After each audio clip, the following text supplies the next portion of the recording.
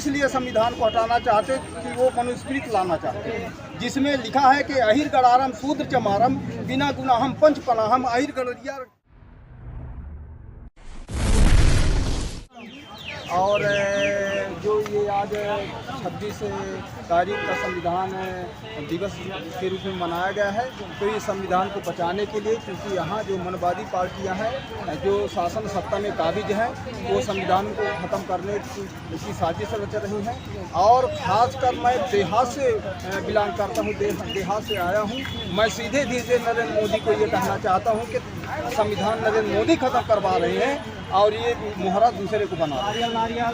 Sir, आपको क्यों लगता है कि नरेंद्र मोदी जी आपके संविधान को हटाना चाहते हैं? इसलिए संविधान को हटाना चाहते कि वो मनुस्मृति लाना चाहते हैं, जिसमें लिखा है कि अहिर गड़ारम शूद्र चमारम बिना गुनाहम पंच पनाहम अहिर गड़रिया तेली कलार कुंडी काची चला जा तो गली गली तो वह ब्राह्मण अगर मिल जाए तो उतार के 5-5 पन्ही सलगन को मार दे, ये संविधान में लिखा है। सर, पर नरेंद्र मोदी जी तो आप लोगों के पैर धोकर नहीं, वो ये सम्मानित करते, फिर आप कैसे कह सकते हो? नहीं, वो ये ढोंग है, दिखावा है। नरेंद्र मोदी जो करना चाहते हैं खाली उसको मनुस्मृति को लाना चाहते हैं। और जो राजतंत्र का, मैं खासकर यहाँ राष्ट्रीयवाद महासभा के माध्यम से जो सिंगोल प्रधानमंत्री जी ने रखा है और साधु संत को बुलवा करके उनको दंडवत किए हैं, तो ये राजतंत्र जो लागू कर रहे हैं ये संविधान के लिए खतरा है।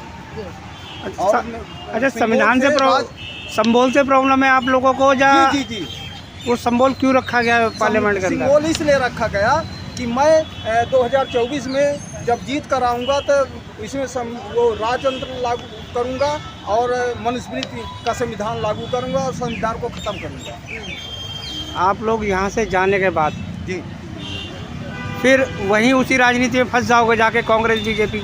नहीं सर, हम लोग बाबा साहेब के अनुयायी हैं और मैं खासकर बाबा साहेब के मिशन में कार्यरत हूँ और कार्य करता हूँ। मैं आपके चैनल के माध्यम से ये पूरे देश को आह्वान करता हूँ और बता रहा हूँ कि आप 2024 में सीधे वोट ना दे करके इस मनुवादी सरकार को आप उस पार्टी को दें जो संविधान को बचाने के लिए तैयार हो। सर, जो नई पीढ़ी के जो बच्चे आ रहे हैं उनको अगर कोई एक पौवा दे देगा या कुछ 500 रुपये दे देगा, वो तुरंत ही दूसरी पार्टी की तरफ भाग जाएंगे, उनके बारे में क्या? नहीं होता सर, दूसरी पार्टी की तरफ भागते नहीं हैं, उनको मजबूर किया जाता है।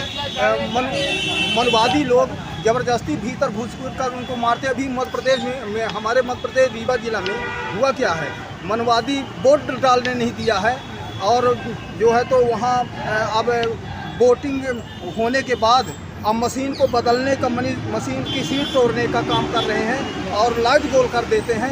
इस तरीके से मनवादी व्यवस्था ये भाजपा सरकार कर रही है। सर, अगर हमारे लोग अगर बहकाए में नहीं आते तो मायावती यूपी में 4 बार मुख्यमंत्री बनी है, फिर दोबारा से उनकी सीटें आती, लेकिन उनकी सीटें सारी खत्म हो गई उत्तर प्रदेश के अंदर। नहीं, ऐसा नहीं हुआ है। वो बहुजन समाज पार्टी का वोट प्रतिशत बढ़ा है सर, और जब से ये ईवीएम आई है हम सारे के सारे लोग पब्लिक बॉडी में जानते हैं कि ये जो है तो मनवादी ईवीएम को कहीं चिप लगा कर के गड़बड़ की है, कहीं वाईफाई लगा के गड़बड़ करते हैं और कहीं चोरी करके ईवीएम अभी एक जगह पकड़ी गई है कब्रिस्तान में। इस तरीके से ये ज़बरदस्ती करके और चोरी करके अब पैसा कौड़ी दे के ज़बरदस्ती वोटिंग को रोक करके ये काम कर रहे हैं। अब ये क्या चाहते हो? अब ईवीएम खत्म कर दिया जाए? हाँ, ईवीएम बिल्कुल। अगर ईवीएम खत्म हो जाएगा तो फिर किस तरह से चुनाव करोगे?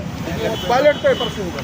बैलेट पेपर से होगा, ठीक है। अगर उससे भी ये चीज़ हुई तो फिर क्या करोगे आगे? हाँ, नहीं, ऐसा नहीं होगा, फिर हम लोग लड़ेंगे, फिर हम लोग वोट ही नहीं डालेंगे। जिस प्रकार से मनवादी करते हैं उसी प्रकार से समय आने पर अगर ये कारनामा नहीं बंद हुआ तो हम लोग रोड पर उतर करके उनको जवाब देंगे। आने वाले समय में आप अपनी पार्टी को मजबूत करेंगे या अन्य जो यहाँ के देश की जो 2 राष्ट्रीय पार्टियाँ हैं जिन्होंने दलितों का हमेशा शोषण ही किया है, उन पार्टियों का समर्थन करेंगे आप? देखिए सर, मैं बहुजन समाज पार्टी का सपोर्ट करूँगा और ख़ासकर बहुजन समाज पार्टी में सारे के सारे को लोग वोट देते हैं और ईवीएम से वोट गायब कहाँ हो जाती है। ये जो है तो साजिशन ये ईवीएम को तोड़ फोड़ के ईवीएम को आप कहना ये चाह रहे हैं कि ईवीएम मशीन दलितों को गायब कर देती है एकदम? हाँ बिल्कुल गायब कर देगी सर। ये तो मैं 101% कहता हूँ कि ईवीएम गायब कर देती कि लगता है कि देश में दलित ही है ही नहीं। हाँ दलित है ही नहीं। जैसे उत्तर प्रदेश से दलित ही गायब हो गया एकदम से ही, मायावती की सीटें कन्वर्ट हुई नहीं सीटों में। जब से ईवीएम आई है तब से ये हाल हो रही है। और ज़बरदस्ती वो चुनाव क्या कर रहा है, ज़बरदस्ती वहाँ बयान दे रहा है कि माने ईवीएम गड़बड़ नहीं है। सारी पब्लिक यहाँ कह रही कि ईवीएम गड़बड़ है और वो एक अकेला आदमी कह रहा है कि ईवीएम सही है। मैं कैसे मान लूँ? अच्छा, अब चंद्रशेखर भाई जो उसमें खड़े हुए चुनाव में इलेक्शन लड़ रहे हैं, जी, तो आप लोग क्या चाहते हैं कि वो जीतना चाहिए? चंद्रशेखर को जीतना चाहिए, लेकिन उनको बहुजन समाज पार्टी में आकर के काम करना चाहिए और पद पोस्ट लेना चाहिए और संसद विधायक बनना चाहिए। मायावती ने अपनी बागडोर किसी दूसरे आदमी के हाथ में दे दी। मायावती ने अपनी बागडोर दूसरे आदमी के हाथ में दे दी, जिसको शायद दलितों के बारे में पता भी नहीं है। नहीं, ऐसा कुछ नहीं सर, हम लोग सब जानते हैं। जो व्यक्ति ये कहता है कि चंद्रशेखर कौन है, मैं जानता भी नहीं जिस व्यक्ति को। वो तो राजनीतिक मुद्दा है। नहीं, राजनीतिक नहीं सर, उनके भतीजे ने ये शब्द कहा है। लेकिन हम लोग तो जानते हैं ना कि चंद्रशेखर आज़ाद क्या कर रहे हैं। तेलंगाना में क्या किए, वो जाकर के हाथ मिले लिए विरोधी पार्टी से। तो ऐसा कारनामा अगर करेंगे सर, अगर हम ही अगर चंद्रशेखर आज़ाद के साथ थोड़ी रहेंगे। हम अगर दलितों और दलित से ही लड़ते रहेंगे तो मनुवाद से कब लड़ेंगे? हम दलितों से नहीं लड़ेंगे। हम वही तो हो रहा है सर। उत्तर प्रदेश में क्या हो रहा है? मायावती चंद्रशेखर से लड़ रही है। नहीं है, लड़ाई नहीं हो रही सर। एक सूत्री कार्यक्रम बहुजन समाज पार्टी को हमको जिताना है और संविधान को बचाना है। सर, मायावती के भतीजे चंद्रशेखर से लड़ रहे हैं उत्तर प्रदेश में, तो ये क्या दलित से नहीं लड़ रहा आपस में? मनुवाद से लड़ने की जगह आप दलित से ही लड़ रहे हैं आपस में? नहीं, दलित से तो नहीं लड़ रहे हैं सर। सर, उनके भतीजे ने ये बयान आया था, उनके भतीजे ने कहा था कि मैं चंद्रशेखर को जानते नहीं, चंद्रशेखर कौन है? सर, जिसको बच्चे जानते हैं उसको आप बोल रहे हैं कि हम जानते ही नहीं है, तो इसका क्या मतलब?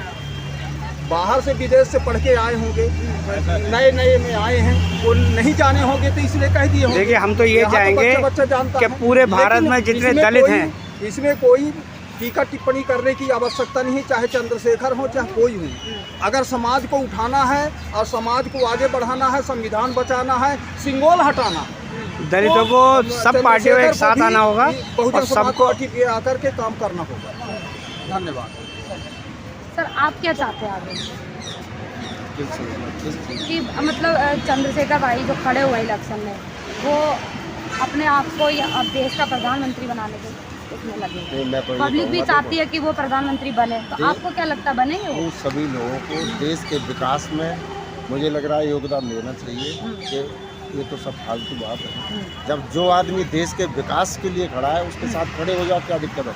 इन लोगों से तो बढ़िया है जो मुसलमान लोग क्या कर रहे हैं आज, वहाँ पर जाके सिर काट रहे हैं। आज देश बढ़िया तरीके से चल रहा है, इससे कुछ होने वाला नहीं है। ये सब वैसे आदमी अपने अपने राजनीति करने के लिए कोई फायदा नहीं लग रहा। अब चंद्रशेखर जी हैं, मायावती जी हैं, अब कोई समाज में एक दूसरे की नहीं बनेगी तो कैसे कोई प्रधानमंत्री या मेंबर ऑफ पार्लियामेंट या विधायक कैसे बनेगा? या आपस में नहीं बनेगी। हर पॉलिटिकल पार्टी का आदमी कोई भी बिरादरी का हो, कोई नहीं चाहता कि ये आगे बढ़े। मैं तो यही कहता हूँ सर, जब मायावती ने अपनी बागडोर अपने भतीजे के हाथ में दी, वो बागडोर चंद्रशेखर के हाथ में दे सकते थे?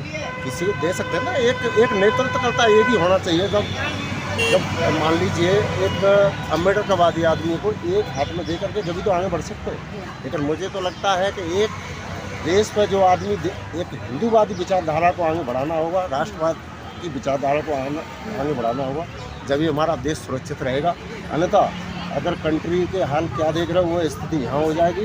फिर हम लोग दलितों में या अन्य पार्टी में हाई कास्ट या लोअर इससे बढ़ते रहेंगे, उससे कोई फायदा नहीं होगा। सर, अभी ये देश में जो हिंदू मुस्लिम को लेकर मसला चल रहा है, उसके बारे में आपको कहना है? हिंदू मुस्लिमों का झगड़ा चल रहा है, वो तो आपको पता ही है कि इनको पता है कि देश पर कोई आदमी ऐसा मजबूत आदमी कोई बैठ जाता है ना, जब चोरों को लगता है उनकी दुकान बंद हो जाती है तो कोई गाली तो देगा। अगर मान लीजिए किसी की दुकान बंद कर दी, आपका कैमरा मैंने बंद करके मुझसे तो गाली देगा। वही स्थिति इन लोगों की। ऐसा नहीं है, ऐसा नहीं, ये चीज़ आप गलत बोल रहे हो। ऐसा है, इनके में अभी सर